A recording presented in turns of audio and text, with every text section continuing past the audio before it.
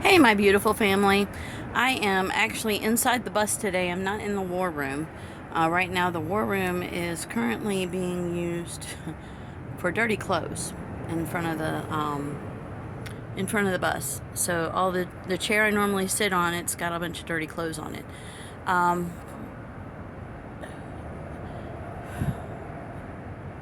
a lot has happened.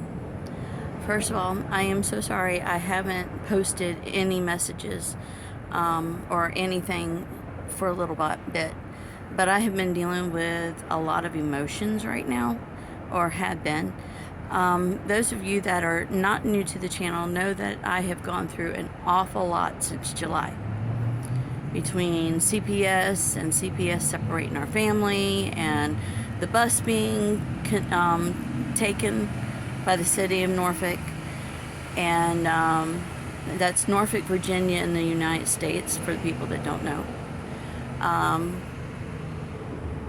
For a while now, we have been dealing with that, trying to get it straight. So where I'm at is I'm actually sitting on our bed that we made recently.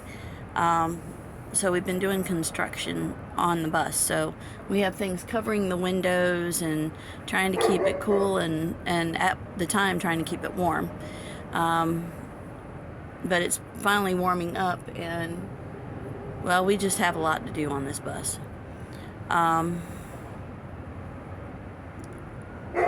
I've been working through all the emotions that I've been dealing with. And there's just so much going on. So much going on. We are still under the bridge. The bus is not moving. The bus is completely broken down. As of right now, from what we understand, the lowest price in parts that we need would be about $500 for our bus engine. Come to find out, we have a head gasket that has blown. We were lucky that we didn't get a cracked engine block. So we had found a mechanic, diesel mechanic that can fix it, but he said 500 was just for the lowest part, and that's just for materials. I don't even know how much it would cost for him to do the actual work. I know we don't have the money to pay for it right now. So we are still underneath the bridge in the easeway where we've been for now several weeks. Actually, we've been here for about a month now, I think. And we've had the police come a few times. The last time they came because they were looking for somebody else, and it wasn't us. They didn't have anything to do with our bus or us.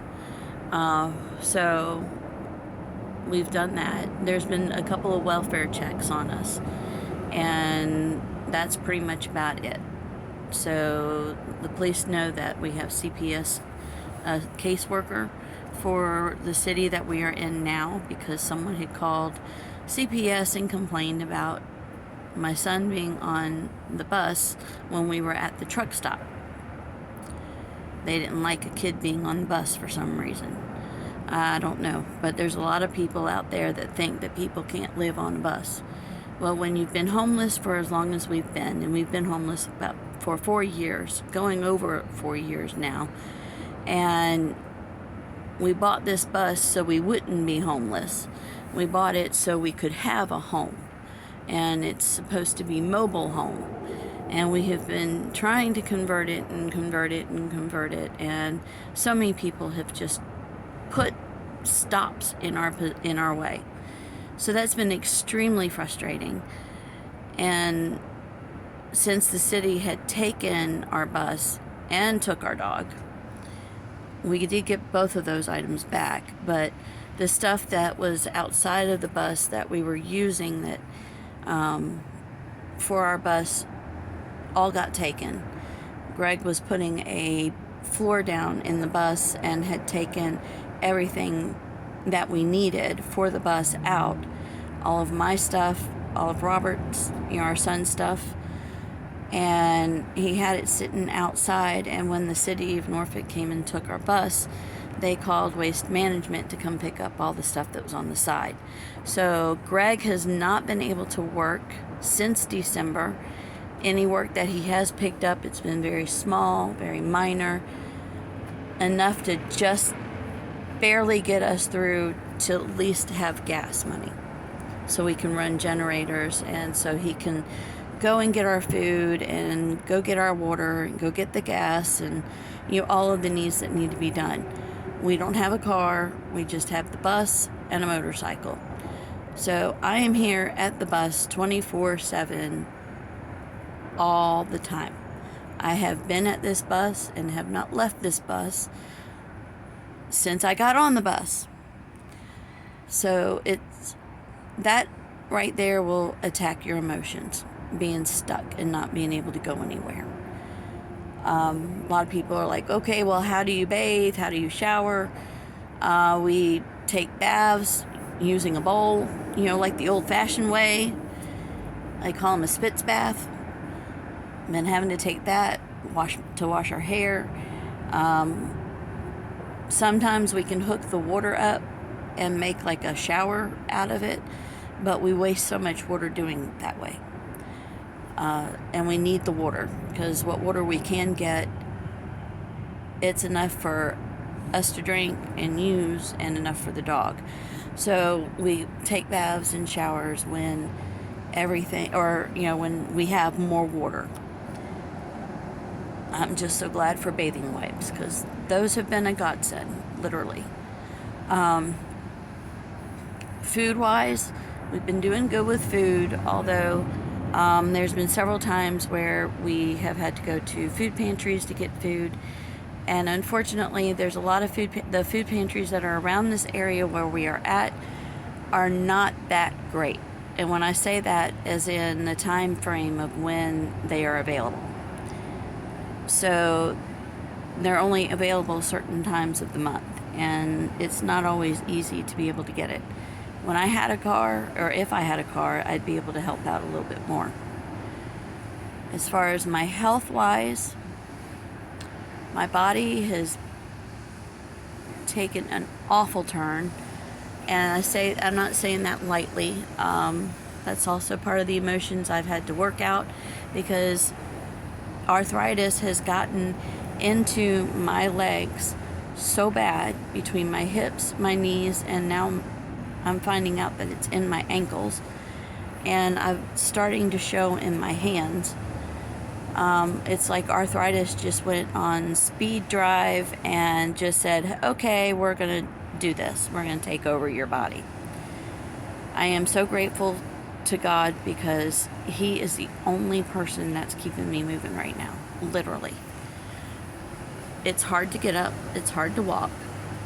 When I get up, all you hear is creak, creak, creak, creak, creak, or pop, pop, pop, pop, pop.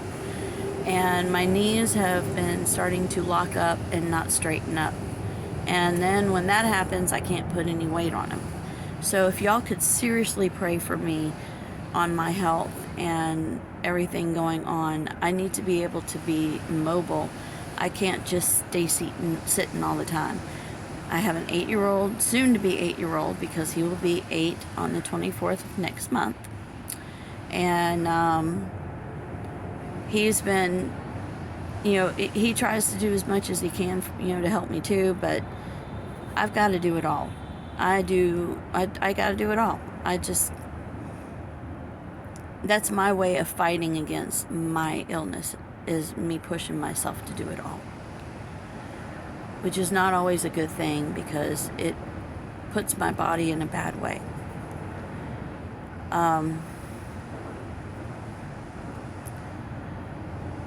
The video that I'm making today is basically just an update on how we are doing, on things that are going on.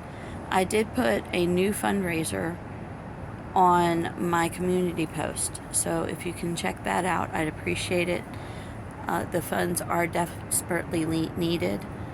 With us having a broken down bus, and in the situation that we are in, we really could use the help.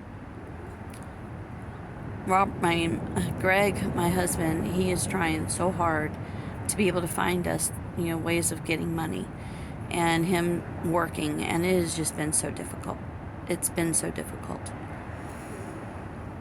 I have even started playing games on my phone to try to earn money. And it has been helping. I mean, it's not gobs of money. I have made maybe $90 in the month so far, but that's $90 we didn't have before. And it definitely put some gas in our generator and gas in the motorcycle so he can go back and forth and do what he needs to do. There's just so many things going on. But we are just literally doing the best we can in the situation that we are in. And God has provided for us the entire time. And I am so thankful that we have a Father that will take care of his children. And I say that literally because he has. He has made sure we've had food when we needed food. He's been making sure we have gas when we need gas. He helped us stay warm when we needed to stay warm, and the snowstorms and everything was coming through. And he's keeping us safe under the interstate bridge. Yes, I did say an interstate bridge. Is it loud? Yes, it's very loud, but I am so glad that I am hearing impaired and my husband is hearing impaired, because that's really the only way we can fall asleep. And Robert, he can fall asleep no matter what. But God's been taking care of us.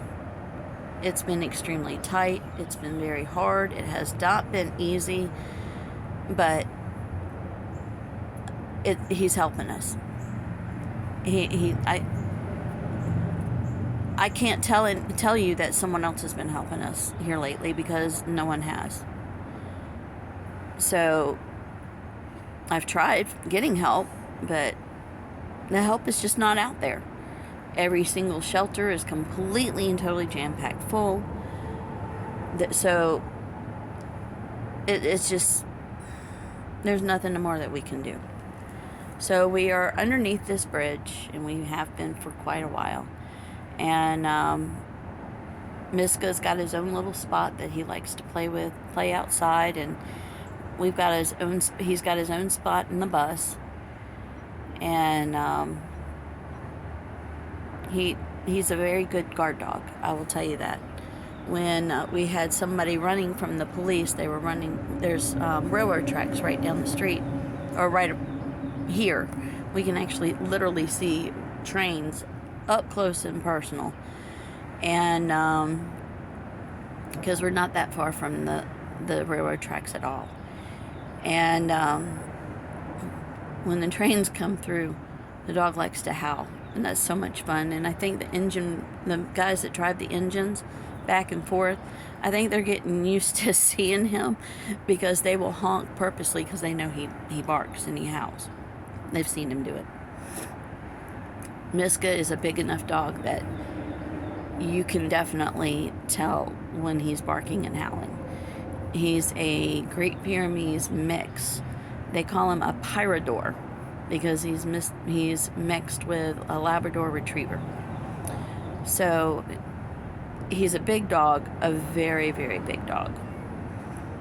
And he wanted to go after that guy running down the tracks that the police were chasing after. And it was starting to get dark. The police had to have their flashlights, and all of a sudden we see all these flashlights coming in from the outside. And I'll be honest, it really, really startled me and made me nervous. And finally, one of the female officers, there was 2 female and 1 male. One was a state trooper, the other 3 were local. And she's like, "We're not here for you in the bus. Everything's okay for the bus. We're after the person. We're looking for somebody that ran from us." And I remembered the man running down the railroad tracks. So I said, "Well, there's a man that ran down the railroad tracks, and the dog went ballistic and wanted to get him." So they went looking, and finally they left and didn't bother us. And that's wonderful. I'm very pleased with that. Where we are actually located in the easeway, you can't see us from one direction of the street. You can see us only when you're coming out of the street, because there's only one way in and one way out. We are actually in an easeway, and the trees and the greenery have grown up so much that it literally almost just about hides the bus, except for the back part, when you're when you're leaving the area. And there's some farmland around us, so there's not a whole lot of of traffic. But I really feel like the Lord has put us in a safe place and a hidden place, so we're not just out there, and complaints can't be made as bad as they have been. I've been working on projects. I've been making some junk journals, trying to get them straight. I want to possibly sell some, so that way I can earn some money for our family. So I'm going to show them when I get them done. I have several that I'm working on, and some that I'm about to be finished with. And I hope to get them up to sell. I'll put them on my Facebook, and I'll try to put them wherever I can put them. But I just needed to let you guys know how we were doing. I love you, family. And things are really, really, really getting crazy out there. I was listening to the news this morning, and in India and Pakistan, it looks like they're about to head to war, and it's getting really, really ugly there. So all of my brothers and sisters, I just want to let you know that are in those areas, all these war-torn areas, y'all are staying in my prayers, because y'all need a lot of prayers. And I have been asking for angels to just protect y'all under God's wings. I've been asking God to send those angels to protect y'all. But you know what? The crazier it gets, the more prophecy in the Bible is being fulfilled. We are in a unprecedented time in our history, and there is so much going on, but seeing the Bible come off the pages like it is, and even word for word in some instances, is just amazing and awesome. And I don't know how much more I can say about it. It's just so incredible seeing prophecy coming off the pages of the Bible, and seeing it in person, the things that were predicted for over 2,000 years ago. And I say over 2,000 years ago because prophecy has been going on for quite a while. Jesus was prophesied that he would come. And Jesus prophesied that he would be coming back to rapture his church. That rapture is about to happen, you guys. It's really, really, really about to happen. I was in prayer a few days ago asking God, please, Father, I'm worn out. I can barely walk. My whole entire body hurts. I can't get rid of my pain. And I was just praying, God, I need you. I need you to help me. Are we going home soon? Please. And I started listening to my praise music afterward. I like listening to Brandon Lake and quite a few others, Phil Wickman, and I can't name them all. Amy Grant, I love her.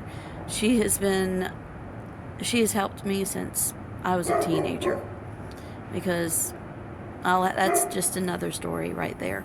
One day I hope to thank Amy Grant for what she's done in my life with her music. But I was listening to the playlist, and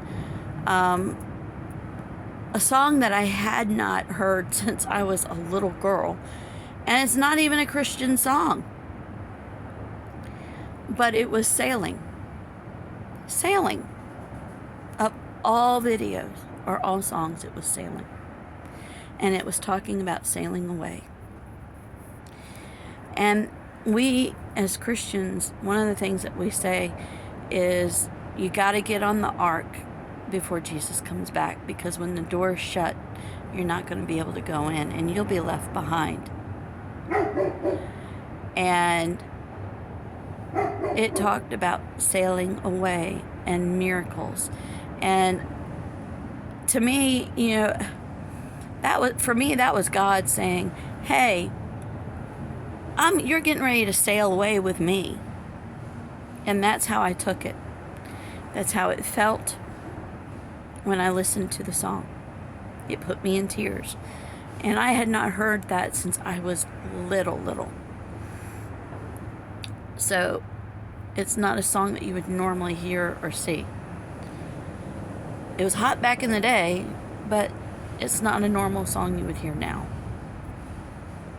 If you want to, you need to read the word sailing. You'll understand why I took it the way I did.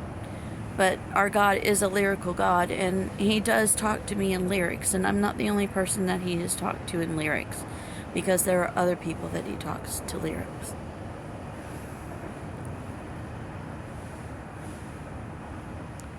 I know a lot of people are tired and weary. The church is tired and weary.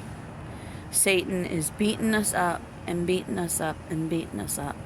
And we just keep battling on and battling on.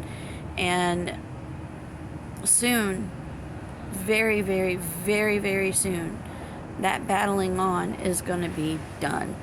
We won't have to battle anymore, because Jesus is coming to rapture this church.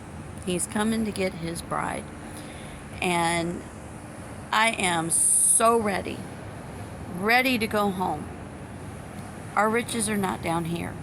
I may be literally a pauper, and I say that because we are very poor, and well, we live on a school bus that's not even finished because we've had the city of Norfolk chasing us all over and destroying our lives.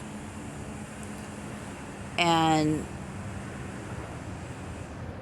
we're safe and we're good right now, and God has been keeping us that way. I cling to him, and I suggest you cling to him. Jesus is the only person that can save you from what the world is doing and what is going on. So, you guys, I love y'all. Keep up the good fight. Jesus is going to be here before you know it. I'm sorry about the weed eater.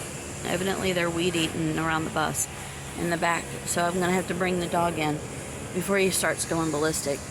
But I love you guys. Keep looking up. Jesus is about to rapture this church any second now. Our next breath are not even guaranteed. Our next day is not guaranteed. We could be raptured out before I even load this video. Hello. That's how soon he's coming. I mean, he is on his way. He is coming. And that's all I can say is he's coming. Get excited that Jesus is about to bring us home. We have our riches up in heaven. Our riches are not down here. I love you guys. Keep up the good fight. Keep looking up. Jesus is about to come out of them clouds any day now, and he's going to come get you. If you are not a believer and you have never thought about professing or even accepting the Lord into your heart, Jesus died on the cross for you to forgive you of all of your sins. And he just wants to take care of you, and he wants you in his life, and he wants to have a relationship with you. He rose from that grave, took a massive, massive, horrible beating for us, for us, so he could save us. And it's incredible because he's the only person that could have done it. I can't do it. You can't do it. Our human suits make us sin too much. But God is coming back, and he keeps his promises. I know, because I've seen it. I've seen it. So please, you guys, I'm sorry for crying. Just knowing what our Father did for us on that cross and the beating that he took is so much, so very much. And it just touches my heart because he has taken care of us so well. And I know he wants to take care of you. So please, if you haven't accepted the Lord into your heart, please do it now. Start a relationship with him. Make him your everything. I have, and I'm so not disappointed. Yes, I'm living in a bus and we're dealing with all the stuff that we've had to deal with, but God is still taking care of us, and God is still in control. So you guys, I love y'all. I really do. God loves you too, and I love you because God loves you. And please, think about it. Ask Jesus into your heart, please, before it's too late, because we're getting ready to be raptured out. The things are just going to get crazier out here in the world, and crazier. So this is small still considered what's going to happen after the rapture. So please, don't be fearing.